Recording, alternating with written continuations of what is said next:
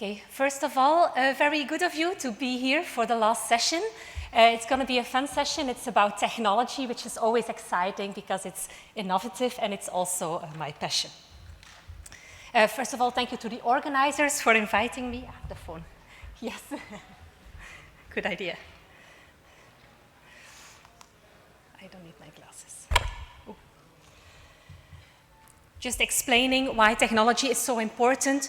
As you know, at this moment, or we know that insufficient glucose control leads to a lot of complication. Each 1% drop in HbA1c will lead to 21% less deaths related to diabetes, 40% less myocardial infarctions, and 37% less microvascular complications.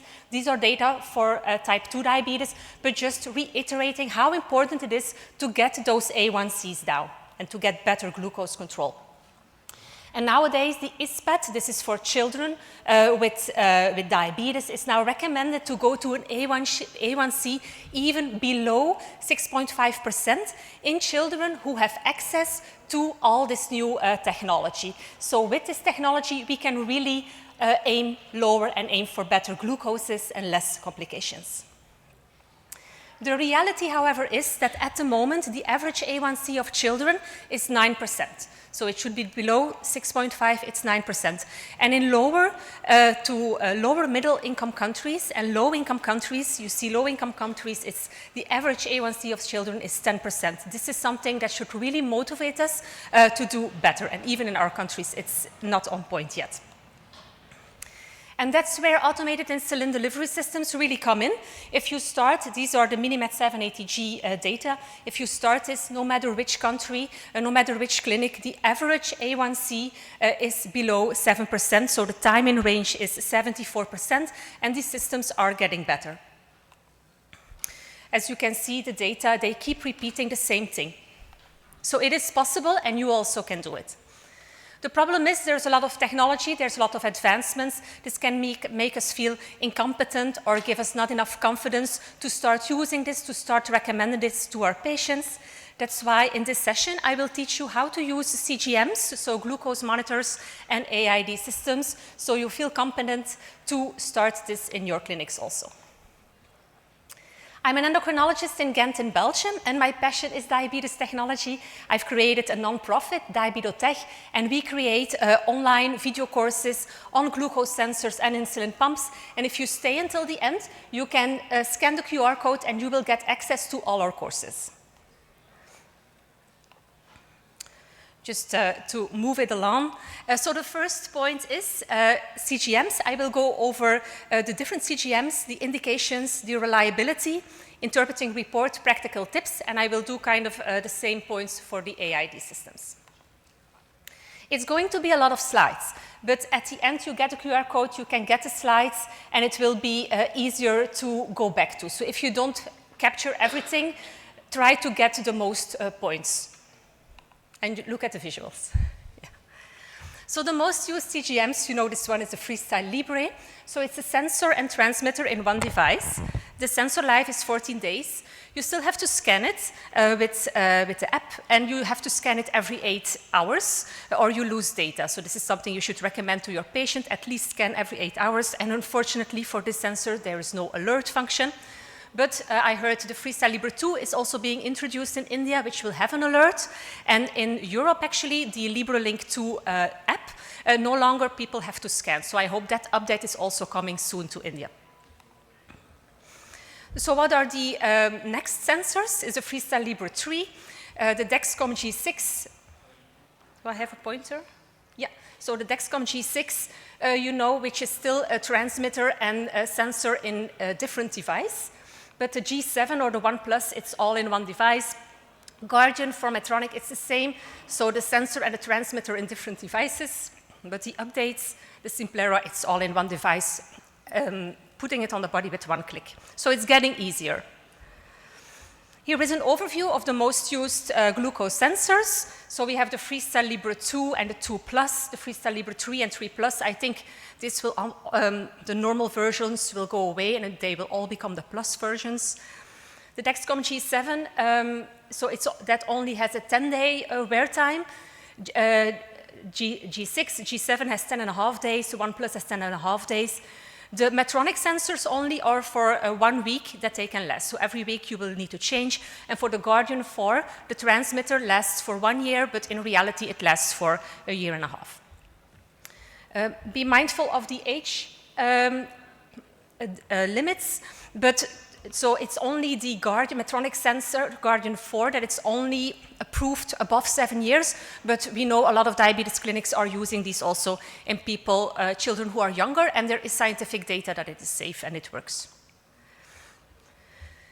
There are, of course, a lot more sensors. I think Cybionics is available here in India, and ICANN from Sinocare, but there are a lot more Asian versions, and also the Rush sensor is going to be introduced soon, or is already introduced in Germany. And then on top of the normal sensors, there is also a lot of development in non-invasive CGMs, you know, the smartwatches and the other devices, and there's actually a free ebook on our website with all the specifics. If you ever get questions from patients, so what about this device, that you can check how that goes. The ebook is available on the website, so diabe.tech.com, everything is available there. So the indication of sensors, so for people on intensive insulin, it's very clear. If you give them a sensor, the HbA1c will drop, you will have less hypoglycemia, and people will be more content. They will be less burdened with their diabetes. But also there's a lot of evidence for people on basal-only insulin. Here you see a big study in 175 patients who were randomized for a sensor. So 116 got the sensor and 59 got the finger pricks. They were all on basal insulin. And you see that with a sensor, the HbA1c drops 0.4% more. So it's just an effective therapy. It's not a lot, but it's better than the finger pricks. And also for people with diabetes not on insulin, they see if you compare that to SMBG, the HbA1c drops around 0.3% more. But that really depends a lot on the study design and on the study population. I guess some studies show better results and some show a less result. So the recent guidelines, already before they were recommending sensors for people on intensive insulin therapy and for adults on basal insulin therapy. Now it's for everybody who uses insulin. We know they will do better on sensors. And for the first time, they also recognize that people with type 2 diabetes, even not using insulin, they might do better with sensors to get to their personal glucose goals. And also for gestational diabetes or for diabetes in pregnancy, it's acknowledged that sensors might help. So here is the overview. It's diabetes on insulin. I guess everybody agrees that there's really enough evidence that this will work. And here you see guidelines that were published in Nature that they recommend that everybody who gets the diagnosis of diabetes it would be good that they get a sensor, and everybody on insulin, they have good evidence of continuous sensor use, and maybe if you don't use insulin, it will be better to use intermittent sensor use, as it will be too expensive, because we expect a cost-benefit analysis for continuous glucose monitoring and people without insulin not to be efficient. What about reimbursement? In New Zealand, Australia, it's reimbursed for people with type 1 diabetes. In Europe, it's reimbursed for people, everybody on intensive insulin, so also people with type 2 diabetes on intensive insulin. There are more and more countries who are also reimbursing this for people on basal-only insulin. In America, the biggest group, so Medicare and Medicaid, it's reimbursed for people on insulin and also on sulfonylurea. And here in Missouri, in USA, also for gestational diabetes. And I heard in USA there were also some people who get it without insulin and without sulfonylurea. So the biggest, we are moving to using more sensors for people not on insulin, as it does not only prevent hypoglycemia if you use insulin, but it also can be used as a biofeedback mechanism, as CGM therapy, as an educational tool. And then the next question, of course, and this is the most ambivalent question, will it be effective for people with prediabetes and obesity? And I think most people tend to say yes, but there are still a lot of doubts there. There is no proof yet that it will be especially cost efficient. So if you give people with prediabetes a sensor, this will have a good effect on their diet, but especially if you give them good education. Because of course, if they start eating salami and a lot of meat to get less glucose spikes, this will not be beneficial for their health. So ideally, people who get a sensor, if they're prediabetes or they use this for better, for obesity, you should tell them about which food is healthy, because not all food that doesn't give spikes is healthy. There are a lot of companies who are already offering CGM to people without diabetes to get better metabolic profile. And then there are also these companies that are taking it just a step further. They say you're going to have better sports performance, you're going to lose weight, you're going to get more energy, and then take our supplements so you can still eat the cake. Of course, that is taking it a step too far at the moment, but maybe in a few years we might say, yes, this is true, or in what degree it is true. At this point, it's a little bit too soon to say that.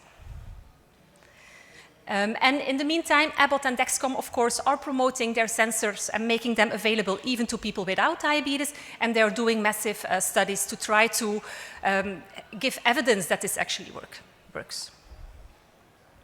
So for people without diabetes, CGM can motivate healthy behavior. I think we all maybe wore a sensor once and you see directly the influence. So it can motivate you to try to reduce healthy spikes with healthy behavior. And it also can detect pre-diabetes or diabetes faster, which would be very good, as a lot of people don't know they have diabetes. On the other side, there is no proven effect that you will live longer, or you will be more healthier, or you will lose weight if you reduce the spikes. It all depends on the link with your behavior.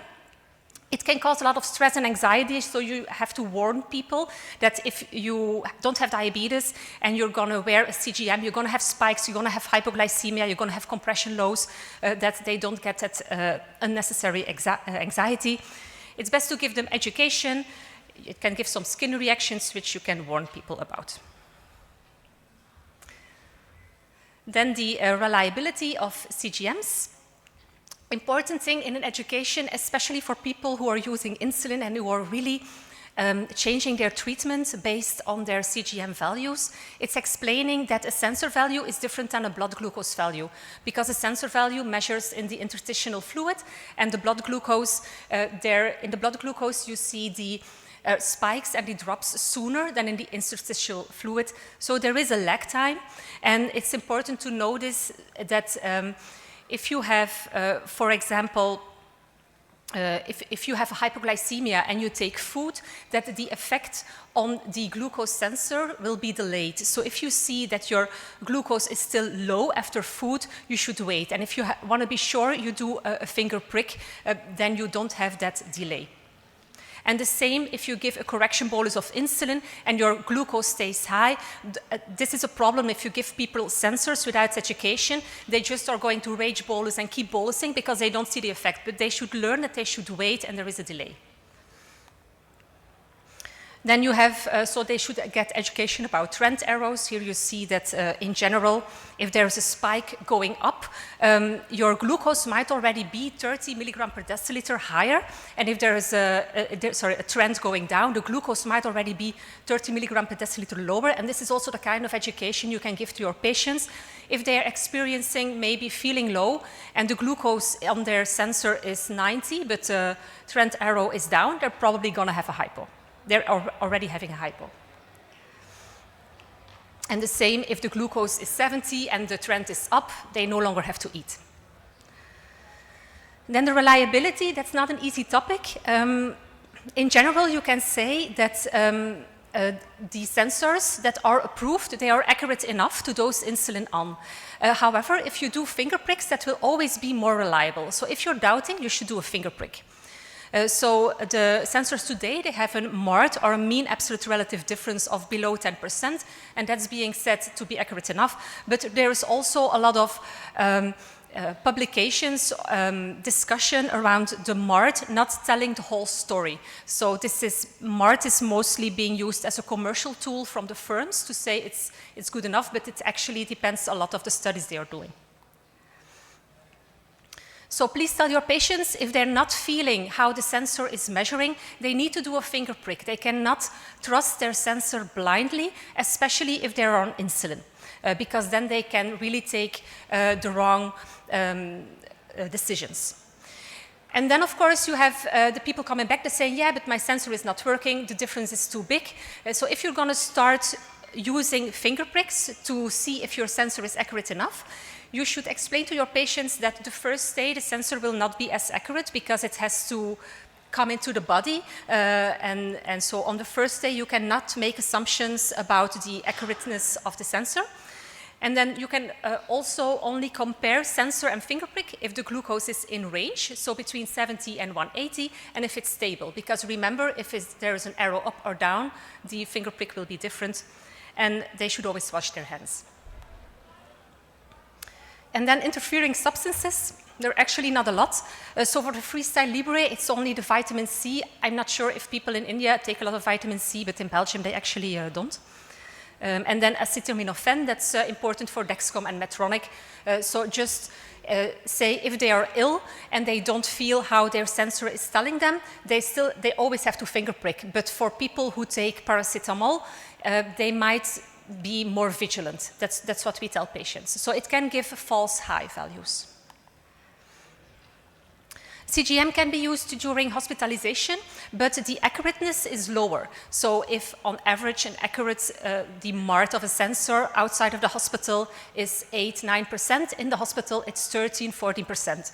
So it's still accurate enough to use, but you need confirmatory finger pricks because people who are ill, somehow their sensor is less accurate.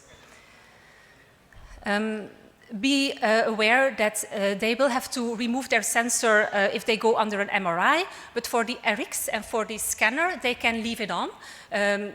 Some people say to do a lead apron. There's not much publications about that. In general, we leave them on, but maybe it's best to do a confirmation afterwards. Freestyle Libre 2 and 3 sensors can only be worn under MRI, but you do have to check them afterwards, and it's only in special conditions. And also during surgery, the CGM can stay on if the anesthesiologist agrees and according to a protocol. Now the reports. So each CGM firm has their own data platform. Abbott has LibreView, Dexcom has Clarity, and Medtronic has CareLink. But in general, they give the same types of reports. They give an AGP profile mostly, or a summary report, where you can find the GMI, the time in range, and the time below range, which are the most important parameters you need. Then you will find the daily reports, and there will always be a device report. Now, different companies give additional reports, and you can look at those, but if you'd like to have the same structure, you will find these reports always with the big companies. I will go over the LibreView, as I guess the Freestyle is the most used sensor. So if you have people with Freestyle Libre sensors in your clinic, this is how your LibreView Pro account will look. You can make this for free online. You can connect people to this platform in a matter of seconds through their app. So you click on the patient, and then you see, first you have to check if the data is there. So you can see on the first page already when was the last data upload. And if you see that's the one you need, then you can click on the glucose reports. If not, go to the patient's app and renew the connection with your clinic. So here you see for LibreView there are 9 reports, and the top one is the AGP report. Below you can check the report settings. So for people who don't use insulin or who don't have diabetes, it's better to put it on time in tight range, so 70 between 140, because everybody otherwise will have a time in range of 99%. And also for people who are pregnant, it should go to 63 to 140. Here you see the time in range targets. So the AGP profile you can use it for shared decision making, and the first thing you have to tell your patients is what are their goals, and then you look at their results. So most people have a time in range goal of more than 70%, so people with type 1 and type 2 diabetes, and a time below range, which is also important, should be below 4%. So those are the two most important numbers to tell to your patients. But there are also people who are older and who have a high risk of hypoglycemia, and then you say the time in range target is more than 50%, that is enough, and the most emphasis is on not having a hypoglycemia, so the time below range should be below 1%. For pregnancy, we are stricter. As you know, in pregnancy, the glucose values are lower, so it should be below 63 and 140%. For people with type 1 diabetes, we are happy with a time in range for pregnancy of more than 70%. And then for people with type 2 diabetes or gestational diabetes who are pregnant, there is no consensus on the value of the time in range in pregnancy, but in general we try to get that above 90%. And then for pre-diabetes, there is no consensus yet, but there is a paper who suggests that the time in tight range, or the time in range between 54 and 140, should be above 95%. So if you have people not on insulin, we are trying to get them even better. So the AGP report, how can you do the shared decision making together with your patient? There is an easy way to do this, and that is in 3 steps. Determine where to act. And this is also how the AGP report is created. So determine is the top panel. So determine the personal goals and determine what the time in range is. And you aim for more green and less red. So more time in range, less time below range, but think of the personal goals also of that patient. The second step, so the first step, if everything is okay, you can say very well, you did very good, and you try to motivate your patients to keep doing a good job and take their medication. If they're not in goal, you go to the second panel and you see where is the problem. So the AGP profile here, that picture, shows the glucose values between 0 hours at night to 0 hours at night of the last 14 days, or however you set the report. And the curve should be flat, narrow, and in range. It's also easy to remember, but it's very logical. You should have it like as normal as possible and between the targets. They also say that it's best to treat hypoglycemia first. So first focus on hypoglycemia, and then if there is also a problem of hyperglycemia, you can discuss that next. Of course, you can do it whatever way you want or how the conversation goes, but it's always easy to have this kind of structure in mind, also to give your patient like a hold on to check their AGP profile themselves. And then act on the data that you do together with the patient. So before changing anything, go to the daily views and ask your patient what happened there. Is it not a special day before you start giving advice? So you can also go to the daily reports here and together with your patients discuss where were the spikes, what was the cause of it. Here is another view, the snapshot of the Libre view, where you can see very well the hypoglycemia. And then maybe some information on how to use sensors for people who, for nutritional advice. I heard some good guidance from Dr. Bergenstahl, who said it's to do this in a non-judgmental way. So the easiest way is to look at this picture together with your patients and then ask them what they think. What did you learn when you wore those sensors? What have you eaten? What do you think would make this better? So this is less judgmental than saying, look what you did here. Yeah, I think you ate something wrong. And then make some suggestions, like would you like to try an unsweetened drink in the morning? Would you like to see what the effect would be on your sugar of another snack? So this can be helpful to make the conversation more patient-centered. I'm just going to show you a case of a person who is not using insulin, but she is on maximum oral anti-diabetic drugs. And this is the way how I use mostly sensors in people who don't have them reimbursed, but might help. And this is like the moment they need insulin, because then they're very motivated to do something on their health and to change their behavior. So here, this was the moment for this woman to start insulin because her HbA1c was too high, and I suggested to wear a CGM. And this person, the longer she wore the CGM, you see the HbA1c really drop. So I saw her back after 3 months. And she said, yes, because I saw the values, I started walking every day, I started to eat fewer carbs. She had been to a dietitian to help her to make healthy choices. And this is a person who really got the benefit of like postponing insulin thanks to the CGM. Then the practical tips. I will go very quickly, but you can have the slides afterwards because I also like to give some time on the insulin pumps, which is really the most fun. So you can let people buy the sensors online. There's a lot of education online, which you should recommend people to follow or give the education yourself from your team. As you know, there is a sensor box and the applicator. There is the app they need to download. They need to scan the sensor. People might have problems with the scanning, so say they have to be patient, and the Android phones, the NFC is on the back, on the iPhones it's on the front, so there is a little bit difference there.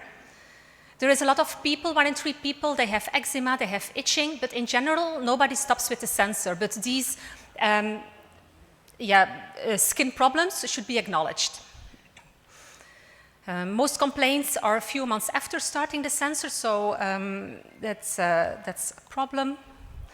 The most important thing is that we exclude contact allergy. I do not see a lot of contact allergy anymore. I think it's more with maybe with the Freestyle Libre sensors, there's still contact allergy. But if it's really dead red and there's blistering, there's liquid, and the redness is outside of the sensor, that's no longer normal. This is not like just keep trying the sensor. Here you should stop the sensor and do another brand. I think with the newer brands, we don't have that problem anymore. But it is possible that there is really an allergic reaction. Mostly it's about contact irritation, and then just educate the patient on protecting their skin.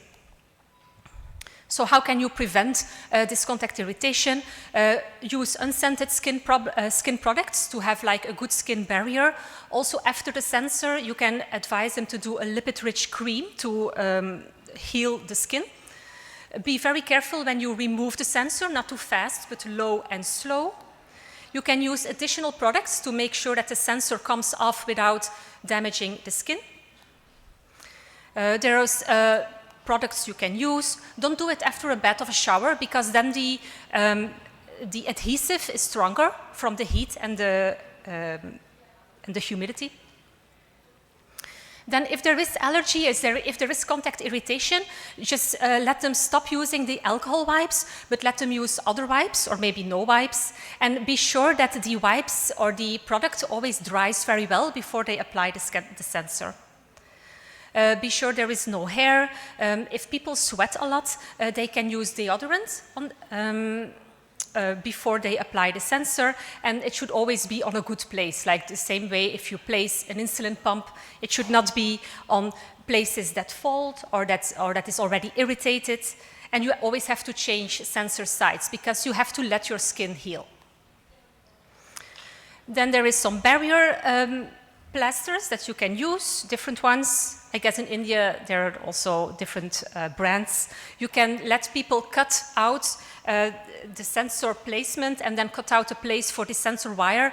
In Belgium we don't use this because we have less of this allergy. I think if you have a good preventative skincare, you can manage. There are also, you can buy under patches.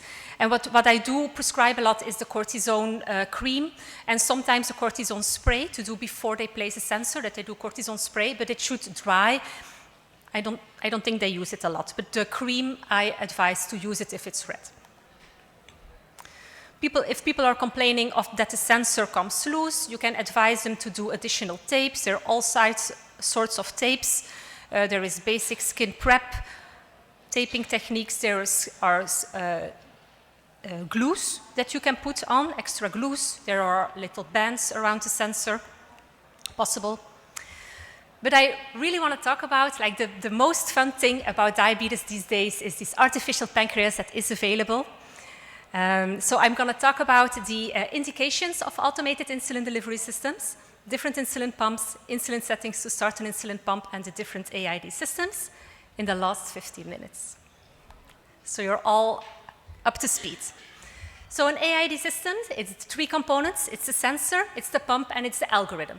So if the glucose goes up, the pump every 5 minutes will calculate, it will give more insulin. If the glucose goes down, it will give less insulin.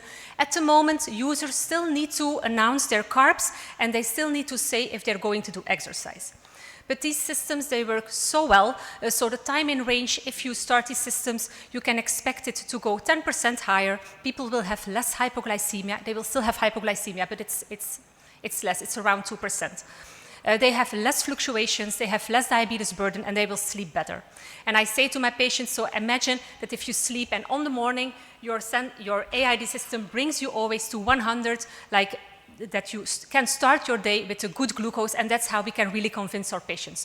Although there are still a lot of patients who don't want anything on their body, especially not with the wires. But yeah, it will become easier in the future. There is enough data that people who have high HbA1cs or who are not that compliant, I know I cannot say compliant, but they actually have the biggest results. They have the most effect of these AID systems. So these systems are good for anybody with type 1 diabetes, children, old people, and even in people who don't bolus. If you put like an algorithm in between, the insulin delivery will always be better. So the guidelines, ADA guidelines, they say AID systems are recommended for everybody with type 1 diabetes, also for people with insulin-deficient diabetes and people with type 2 diabetes. There is also evidence if they're on insulin, but of course we are all aware that there is not available and cost issues to be solved. We should also support people who use open source AID systems, and for people who are pregnant, it's also important, especially if they have type 1, to use AID systems for a better outcome of the baby. So here is the conclusion of the guidelines. So pumps, for people who, I guess everybody knows this, so there are 2 kinds, tubed pumps and patch pumps. And for the tube pumps, there's also 2 kinds. You have the tube pumps with a long catheter, which you can wear in your clothes, like the Minimed 7 ATG. But there are also pumps with a very short catheter that you wear on your body. So for example, Tandem Mobi or Kaleido pump, you can wear them on your body or in your clothes. So that's semi-patch pump. And then you have the patch pump. We all know the Omnipod pump, which is a disposable patch pump, but there are also a lot of modular patch pumps who might hopefully be cheaper in the future, because they can keep reusing certain parts. And so you have a fixed pump base and then a replaceable reservoir. They all have to change every 3 days, except some, like Minimed, has this extended wear infusion set, which can last for 7 days. So here you see some pictures of tubed and patch pumps. And there is also in the ebook an overview of all types of pumps, where you can see also all the specifics of the pumps. There's a lot of pumps available in different parts of the world, and there's a lot of pumps that are still in development also. In general, you can see that the pumps in development, it's all patch pumps, and they're also all working on pumps that stay longer or can maybe hold more insulin than the 200 units. Here is how you can wear, for example, the Minimed 7 ATG on your body. There's a lot of clothes that are being designed to have an easier wear, if people are complaining of that.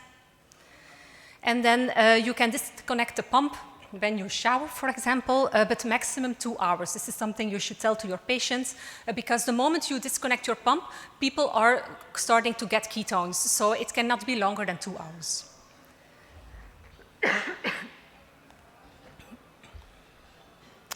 I want to teach you how to start people on an insulin pump, so you have full confidence on starting AID systems, because this is the first step that we need to do as healthcare providers, calculating the starting doses.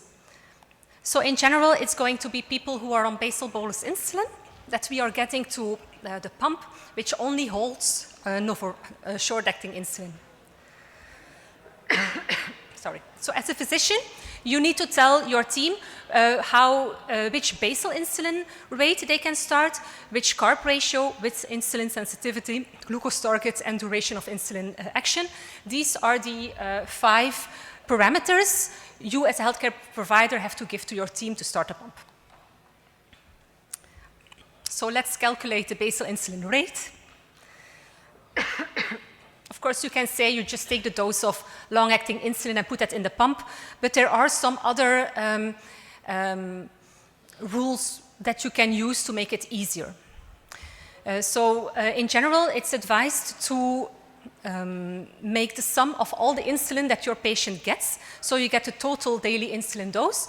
And if you transfer to a pump, you take 80% of it, because somehow the insulin from the pump works better. If you put people on a pump, you're going to see that they might do a lot of hypoglycemia. So just take 80% of that total insulin dose as the start total insulin dose for the pump. Some people say 70, some people say 90, like there's, yeah, you can take it, we take 80. And then half of that insulin dose goes to the basal insulin and half to the bolus insulin. Also there, some people say it should be 60-40 or 70-30, and it depends a bit on how much carbs your patient is eating. But to keep it simple, just take 50%. And then the basal insulin rate is then that basal insulin dose divided by 24, because a basal insulin rate is an hourly rate.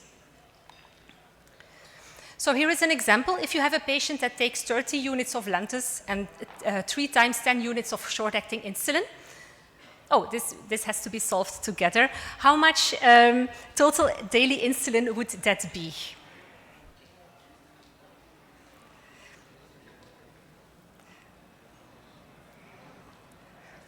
60, correct. So 80% of that, how much would that be? 48. And so the basal insulin dose, 24. So the basal insulin rate, 1. So this, yeah, I took an easy example, but just saying it's easy. And to be honest, I ask my team to make the calculations and I just have to approve. So you can choose one basal rate, or you can make it a little bit more complicated and choose a circadian basal rate. And this is mostly being used for manual pumps. But of course, if you know you're going to start the Minimed 780G, it's not going to be that important to have circadian basal rates. So the circadian basal rate, you take a little bit lower insulin rate at night, a little bit higher maybe for the dawn phenomenon. But yeah, nowadays, personally, we no longer use it because everybody's on AID systems. But it can be used. And then ideally, you check if your basal rate is correct.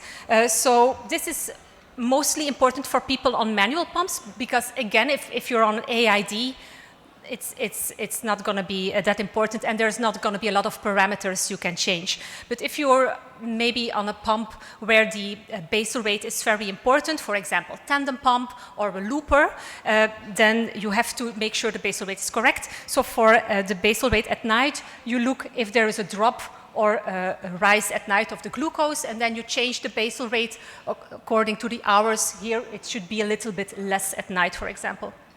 And during the daytime, you can check your basal rate. If you have a period of 5 hours where the person is not eating and you see if the glucose repeatedly drops or rises, then you can say, maybe my basal rate there is a little bit too high or too low. And then the bolus calculator. These are the 4 settings of the bolus calculator that we should all really know. A step back is in a pump. You can give insulin as a manual bolus or with a preset bolus calculator, and there are also different types of boluses you can give. Again, this is less important if you're on AID systems. So the first parameter of the bolus calculator is the carb ratio, and that's actually the number of grams of carbs that can be accommodated by 1 unit of insulin. So the number of grams that you only need 1 unit of insulin of. And in general, it's between 5 and 20 grams per unit. So a question, if you have a meal with 50 grams of carbs and the carb ratio is 5, how many units of insulin will be given by the pump? 10. Is it correct? Yes. So if you have a carb ratio of 5, for 50 grams, it will give 10 units. Carb ratio can be calculated by the 450 rule. Some people say 350, some people say 500, but 450 is like the average. So you take 450 and you divide it by the total daily insulin dose. So if you have a total daily insulin dose of 60, how much would your carb ratio be? 7.5, yeah. I needed a calculator for that, but you knew it out of your head, which is great. So that's how you can easily calculate it. We also let people go to a dietitian just to check if that 7.5 grams per unit is also real, what the patient is really doing. So the dietitian will check how many carbs this person is generally eating and how many units this person generally gives for this type of meal. And then she will say the actual carb ratio of this patient is that, and then we compare both numbers to decide which we're going to put into the pump. The carb ratio can be checked on the reports. For example, here on Minimet reports, the glucose value after a meal, 2-3 hours after a meal, should go back to the glucose value before the meal. If it's higher or lower, your carb ratio is not correct and can be adapted. Insulin sensitivity is also a very important parameter in an insulin pump, and it's actually the number of milligram per deciliter of glucose that can be accommodated by 1 unit of insulin. It's generally around 30 to 50 milligram per deciliter per unit. So here is an example. If the glucose is 250 milligram per deciliter and the insulin sensitivity is 50, you will need 3 units of, the pump will give you 3 units of insulin to go back to a glucose target of 100. And here you can see, for example, the glucose is 250. If you go to the bolus wizard, the pump will suggest 3 units of insulin, and then people can choose to deliver this if they want to do a correction bolus in between. And that's how the pump uses this insulin sensitivity. You can calculate it very easily. You can choose the 1,800 rule. Some people use 2,000 rule, some people use 1,600 rule, but yeah, 1,800 is in between. So for a total daily dose of 60 units, you can start with an insulin sensitivity of 30 milligram per deciliter per unit. The other bolus calculator settings, they speak for themselves. They're very easy. The target glucose, mostly people choose 100 or 110. And the duration of insulin action is in general between 3 and 5 hours. But if you use the Minimet, you better take the 2 hours because it's like a different setting there. So this is how you calculate the settings to start an insulin pump. And I hope you feel a little bit more confident. I know it went really fast, but you have some idea of how it works. And I just want to reiterate how easy it actually is. If you do this 2 times, or actually you can ask your team to do this. Very important is educate your people on the risk of ketoacidosis. If people on a pump, their glucose stays high for more than 2 hours, they should think of an infusion set problem. They should change their infusion set. They should not wait. Even if they are on AID systems, they should be educated on ketoacidosis. This is the biggest risk if you put people on a pump. If in doubt, change it out. That mantra can help patients. I have a few minutes for the most commonly used AID systems. The most important one is the Minimet 780G here in India. It's approved from 7 years old, but as I said, there's a lot of data also in children, and we expect the indication to be from 2 years very soon. Unfortunately, you can only use it from 8 units per day. It's the most widely used systems. It has very good results, and it also has a 7-day infusion set, but I'm not sure if it's available in India, that set. The problem is it's a very large pump. Tandem Control IQ, it's a little bit smaller and it looks nicer, the pump. It can be connected to 2 types of sensors, the Dexcom sensors and also actually the Freestyle Libre 2 in some countries. It has more adjustable settings. Here it's a different algorithm. They really modulate the basal insulin you set. Dus here the basal insulin settings are very important. Here are the updates that are planned for the Tandem pump. So you see the Tandem Mobi pump that is already available in the United States. My Life Loop system is also available in a lot of countries where the algorithm is on an Android phone. It works with the Ypsomed pump and with the Dexcom G6 and Freestyle Libre 3 sensor. Here the algorithm is on the phone, so you have to keep the phone nearby or you go to manual mode. But this system is actually approved in pregnancy and for children from 1 year old. Omnipod 5, the system we are all waiting for, where the algorithm is actually on the pod, so even if you don't have your controller or your phone with you, people stay in automated insulin delivery. The problem is maybe the lowest target is 110, so the results are a little bit less than the Minimet 780G. Beta Bionics is very interesting because as healthcare providers, we only have to set the weight and people no longer have to count carbs. So this is really AI enabled. And Inreda is not yet on the market, but here you see an example of a pump with insulin and glucagon, where people no longer have to announce any meals or exercise. So we are seeing advancements. And then, of course, the loopers who are building their own apps. These apps are free. They can connect pumps and sensors that are cheaper, and that these open source AID systems are as safe and effective as commercial AID systems, and they make the technology more available to tech-savvy people. Of course, it's at their own risk. So here are the systems that are available in India. That's the Minimet 780G and the loopers. And for the future, there's a lot of advancements coming. It will be difficult to keep up. These are the open source AID systems. I want to go to my conclusions. So sensors are recommended for all people with diabetes on insulin. They can be considered for adults with type 2 diabetes not on insulin. And they are also being used for people without diabetes to improve lifestyle behaviors, and I guess we will see that more and more. AID systems are recommended for people with type 1 diabetes and insulin-deficient diabetes, and also for people with type 2 diabetes on multiple daily injections. And the devices are becoming there are more and more devices that are coming, and they are becoming easier, smaller, and phone-controlled, so our job will only become easier. And as healthcare provider, that's good news because we have a very important role to play. We are the most important gatekeeper to technology, and we should make sensors and AID systems more available to as many people as possible. Because thanks to these systems, we can really create a whole new generation of people with diabetes, but without all these complications, and hopefully living as long as people without diabetes. To help you with this enormous job and really fun job, we created the Diabetes Technology Expert Program. And this has more than 30 modules that discusses all the sensors and pumps, and it's all accredited for Europe.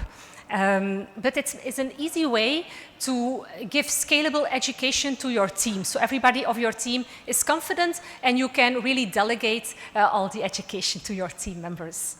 So feel free to scan the QR code to get this presentation, but you already have it in your platform.